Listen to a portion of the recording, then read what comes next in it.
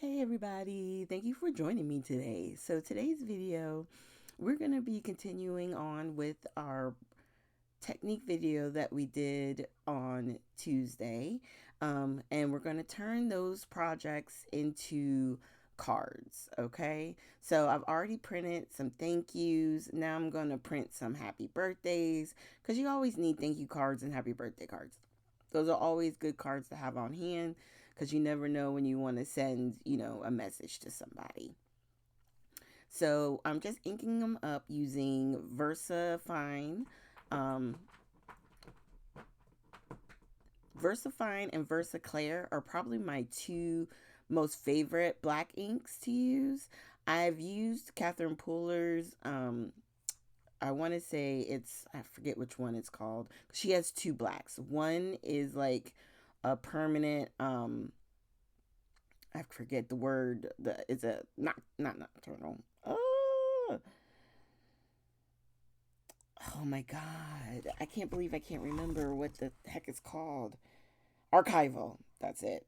Her archival ink, which is Midnight. That one does stain the stamps. So just to let you know, it's nothing wrong with the stamp. The stamp, you can still clean it. You can still re-ink it and use it again and again. But it will leave the color on the polymer, especially if it's clear stamp. Okay, hold on one second. All right, sorry about that. Okay, so now we're just scoring the last card base, and all the cards are A2 size, which is 4 1/4 by 5 1/2. And I'm just trimming down the bases that we created so that they would be 4 by 5 1/4. So it would leave a nice border around all the edges. Okay. And then on one of them, one of the black ones, I had already trimmed it down to 5 1/4. So I just had to take it off the sides. And it's literally like an eighth of an inch. It's not even that much. And then what I do is I try and find like the roughest side. If you ever have used what's it call it, like paste and stuff like that, sometimes on one of the edges it'll be a little rough. So I find that if you just trim that particular side off, if the other sides are good, then everything is okay. You know what I mean? You don't have to worry about taking like a blender or sandpaper or something to it. It's gonna look okay. So on these, I'm using my ATG and the wet glue, and I'm using that because, well, one, these are heavier pieces, right? Because of all the embossing paste and then the inks. So they're a little bit heavier than your typical card base. Or, yeah. So what I'm going to do is lay down the piece here, and then I'm grabbing my clear block that I use so that way it has that weight on it, and it'll hopefully allow the glue to dry quicker.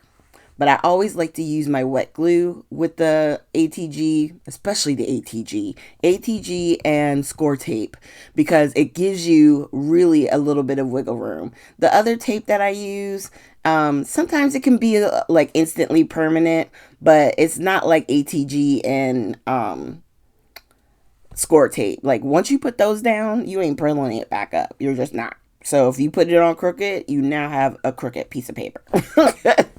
All right. But thankfully, if I use the wet glue, I'm able to have those few seconds where I can pick it right back up again. And that's all we keep doing. It sits on one while I tape up the next one.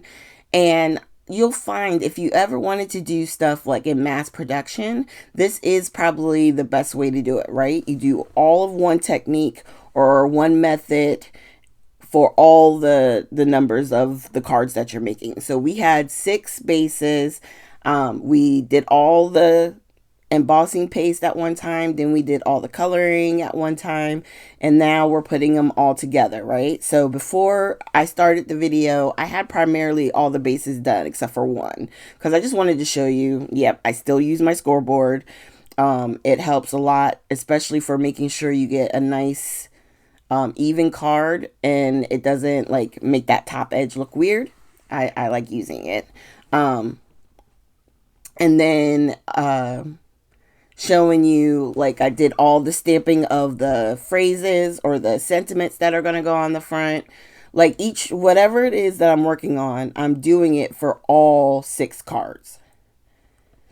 Okay, so I don't do just one full card, get that done, then do the next card. Like, like if I'm making, I don't even know, 10 cards, then, and I know what the sentiments are going to be, I do all the sentiments for all 10 cards at once. So that way all the sentiments are done. And when I go to put those on, once they're on, I'm done. Now this one, I wanted to try cutting closer to the happy birthday. And I don't mind it as far as like a style, but you will see here in a second, I'm going to cut the other 2 so that they're nice and square. And then the same thing with this thank you. I'm just going to trim it down. So there's a decent border at the top and the bottom. And then try and get it so that it's not too close at the end. Same thing with these 2. So in the end, we'll have 3 thank you cards and 3 happy birthday cards.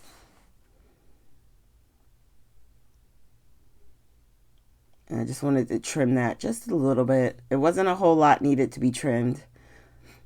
All right, so the thank yous are good. So now I'm going to kind of line up the happy birthday so that way it's at the clear edge, and then cut, and it's a good even distance from the top and the bottom. And then the same thing with this one. All right.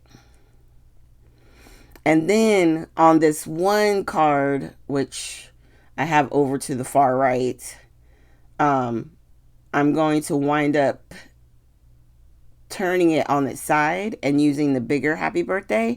So that way it covers that little mistake that I have. You'll see in a second here. Okay. So I'm going to go ahead and use some foam behind this happy birthday. And then I'm going to put it down on this one right in the center. And then on this one, I'm going to use the ATG tape with wet glue. So I'm going to have some sentiments that are popped up and some that are just straight to the texture paste. So what you're going to want to do is make sure that when you're using any type of paste, texture paste, that you are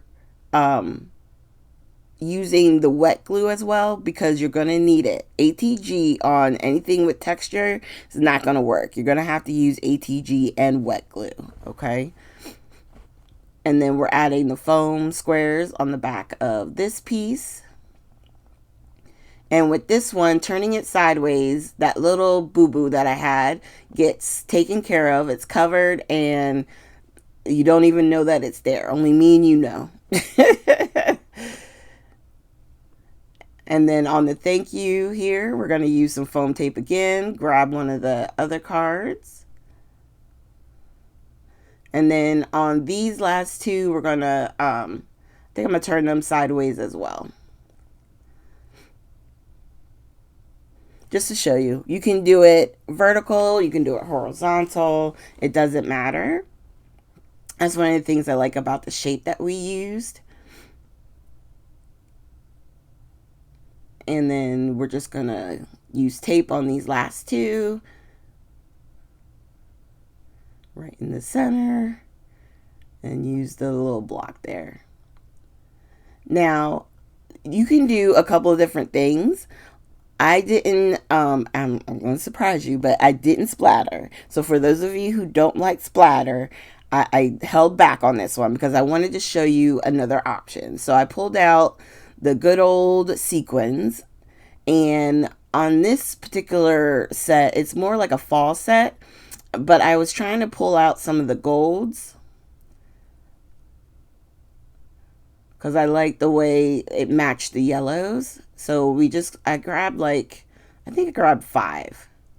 Yeah, because I'm going to put one near the happy birthday, and then the others are going to be all over the front. And I'm just using my glue with this is the Pink Fresh. Is